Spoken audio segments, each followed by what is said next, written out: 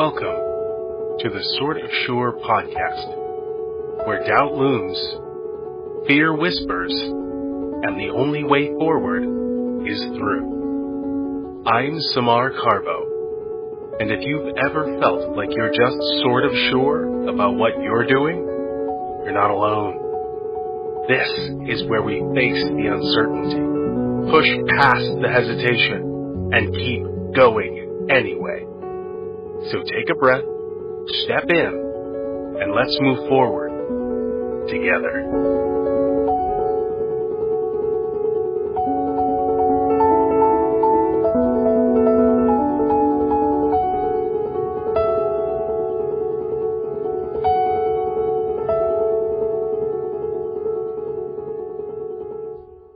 Hello and welcome to the Sort of Sure podcast. As you may have guessed from the opening, my name's Samar Carbo, and I am so excited to bring you the conversation that I had recently with Angela Masciulli.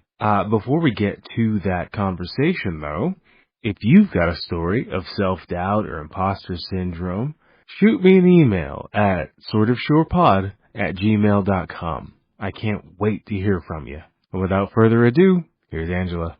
My name is Angela Masciulli. I'm the host of the Good Enough Mompreneur podcast, and I really focus on helping moms start and grow businesses to help them live life more on their terms. But I'm also a Reiki practitioner, and I am a confidence coach, and I just really am so lit up by this idea of people living life on their own terms. And I was raised as an overachiever and had a very traumatic childhood. And so I was constantly trying to unconsciously out-achieve my trauma to be quote unquote good enough. So if I got the multiple degrees and certifications and the job and whatever, and the accolades from my supervisors, then I was good enough. And at some point, that just left me empty. Yeah. And so I really had an identity crisis. There was a point at which my daughter's schedules were so busy, I had to step back from my legal career, and it was such a difficult time for me. I just stripped everything away of like what makes me feel worthy. What, is being a mom enough? Is being a business owner enough? Is having a podcast enough? Like, what's enough? Yeah. To feel worthy. And so, that absolutely creeped in my experience, but I think it's good. You gotta have those moments where you stop and reflect. What am I doing? What matters most to me? And, who am I? What are those when you're feeling those not enough or underachieving feelings? What are those negative thoughts that pop into your head that sort of run on repeat? So luckily now on my journey, I'm able to have that awareness. That awareness coupled with what I learned in a year-long trauma therapy program, that we also have to not judge ourselves on what we become aware of in ourselves. And so I'm able to catch myself. It's really hard to learn in the beginning when you're like, okay, what's triggering me? Why am I not feeling good enough? What is making me not feel confident in this moment? But then I'm also able to not judge myself on that. Mm-hmm. So that's a really incredible skill to learn. And so I became a certified confidence coach after I had a guest who made me feel unworthy to even interview them. And it helped me learn those certain thought patterns that we have, whether it's, we're feeling, we make excuses, we tell ourselves stories about situations, why we're not achieving what we want to achieve, and most often, it's always placing the blame outside ourselves. So coupled with the awareness and not judging myself, was taking radical responsibility for my role in wherever I am, right? Yeah. So it's It's a lot. It's heavy stuff. Mm-hmm. But, when you're able to do that, professionally as a parent, man, when you can take comments from your children that are like, Mom, you should have done X, Y, and Z, and go, you know what, you're right. Yeah, and not take it personally, and Right. not have it wrapped in your own childhood trauma. I know I'm raising them well, because that is not something I had the freedom or the space to do growing up, for sure. Oh, and that is so, so important. And do you have any habits or just repeated skills that you do that keep you in that great headspace to be able to receive all of this in love? Yeah, I love the word receive, because, I talk to so many women, and my audience is so focused on women, but I think everybody suffers from, who is a people pleaser and an overachiever, not stopping to receive whatever it is: criticism, constructive criticism, love, help, advice, wisdom. But I think that mindfulness part, that it's like a switch that is always turned on for me. And I constantly am looking at a situation, what can I learn from this? And so just having those mindsets and having that awareness switch on and that mindfulness switch on just really change a situation. But I try to kind of live a life that is slower than most. So that's just not for me. You mentioned that you went through a year-long, I think it was a confidence course. Oh, it was a trauma therapy. Trauma therapy. Year-long trauma therapy. Mm-hmm. But I did go through a confidence coach course. Mm-hmm. Yeah. So when you went through that, so you said it was because of an interview that you did. Would you mind taking us through how that thought process went? Yeah, the guest on my podcast had this interaction with me that I needed to own the success of my podcast at that point, and that really struck me. And because I was still a relatively new podcast, I wasn't checking my numbers or downloads or anything. I still really don't. And it just really hit me like a laser beam.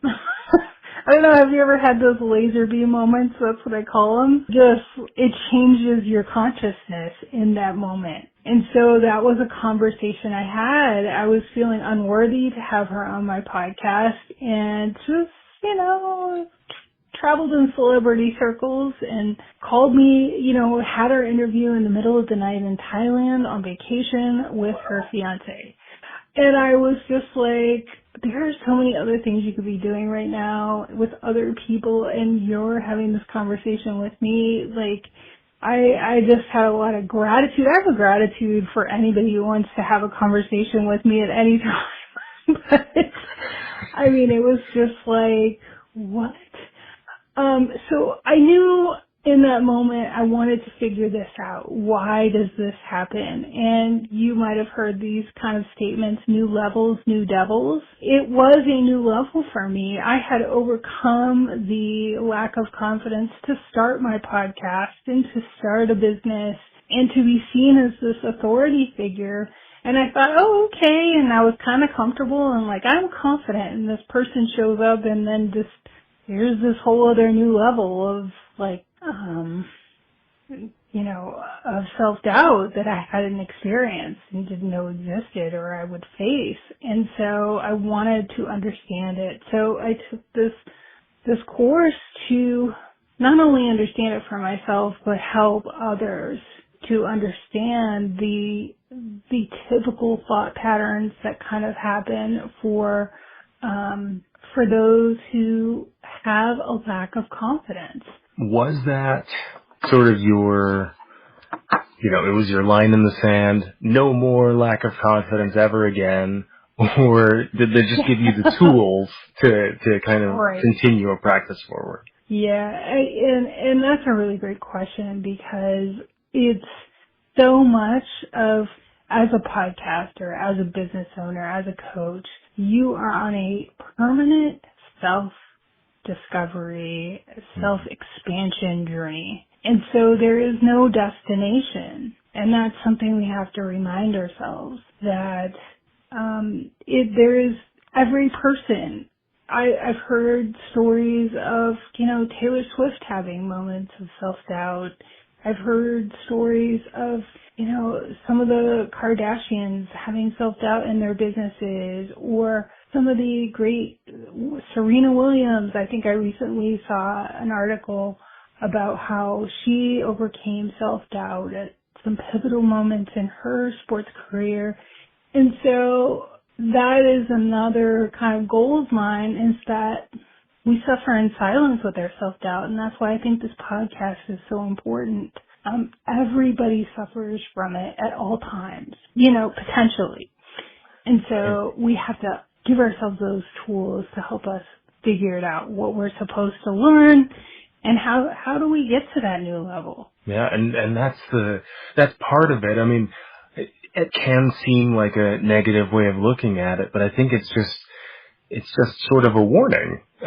Would you say that you still deal with any self-doubt today that's just about different things? Sure, absolutely. I definitely deal with self-doubt at times. We were talking about parenting. I have moments where, even though I'm a confident parent, I just had a daughter who graduated, and it's like, I'm not pressuring her to go to a big school. I'm giving her the space to, find out what she likes to do. And, it's like, am I doing the right thing? I know I am deep down, but, our brains are wired to protect us. And so, the most important thing I've learned is, that little voice, it's 99% of the time false and just fear. I could just pop on social media for a hot second and just see other people who might, in a visual, seem like they're doing better and they're more happy or perky. They're not in the middle of a move like I am, and they have all this energy. I mean, yeah, and I'm sure that would give me some self-doubt, like, what is wrong with you? Yeah. It's really hard when you're watching someone else's highlight reel and you're living your blooper reel. Right. Yeah, but you know what? We're all living our blooper reel all the time. I had this really great conversation a couple weeks ago on my podcast where we were talking about how we so eagerly pick up the yardsticks that other people try to hand us all the time. And if we just don't accept the yardstick or put it down immediately, or as soon as we realize it's their measure of success or happiness, when I'm feeling that self-doubt, I think about, this other person or entity handing me a yardstick and me just putting it down. Visualization, that's great. Yeah. I love that. It is literally putting a yardstick down and going, nope. Oh, that's great. As I hear this, and I think I ask this of everyone, but I think you'll have a really good answer for this one, no pressure.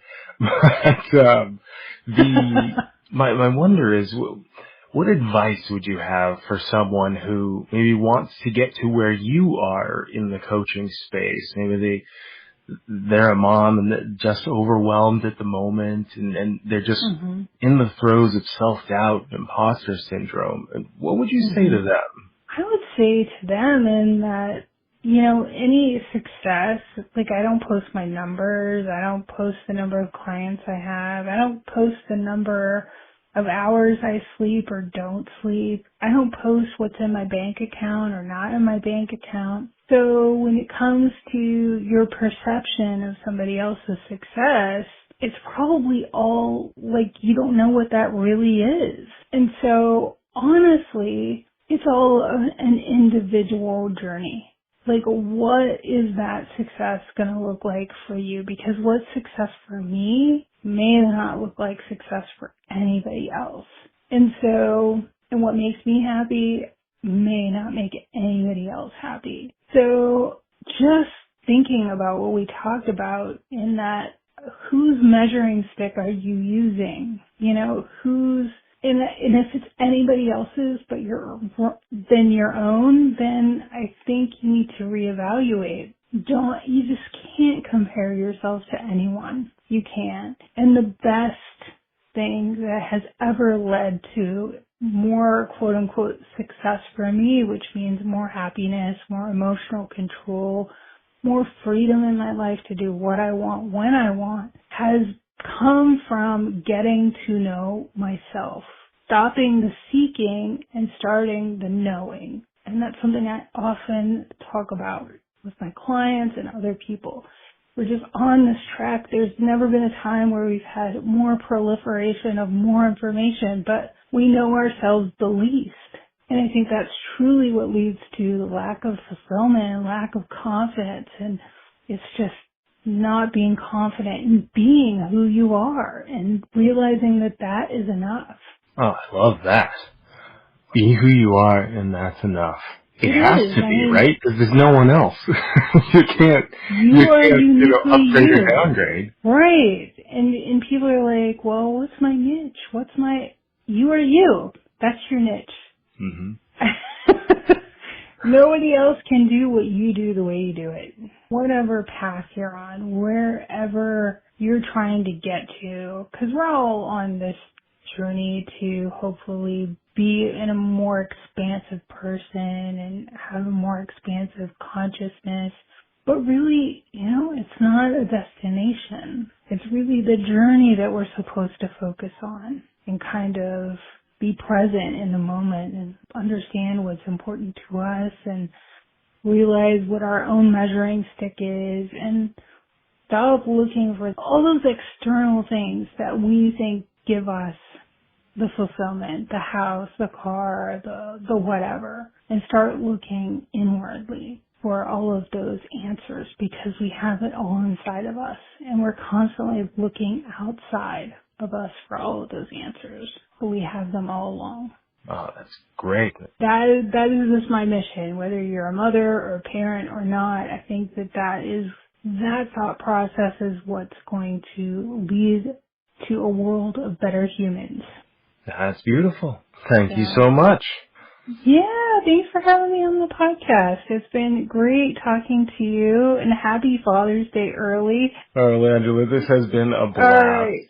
You have a great rest of your day. All right, you too. Thanks so much. Have a good one. All right, thank you. Bye now. Bye. What a fun conversation with Angela Masciulli, mompreneur, Reiki practitioner, podcast host, all the awesome things that she does. Please check her out. I will put some of her information in the show notes. If anything we talked about today touched a chord with you, feel free to, wherever you listen to this podcast, drop 5 stars and share it with a friend so that other people can know nobody was built in a lab. We all go through self-doubt. Everybody has imposter syndrome, and we can share our stories with anyone. As Angela said, be who you are, and that's enough. If you have a story of self-doubt or imposter syndrome that you want to share, shoot me an email at sortofsurepod@gmail.com. I would love to hear from you. Well, that does it for me. Later days.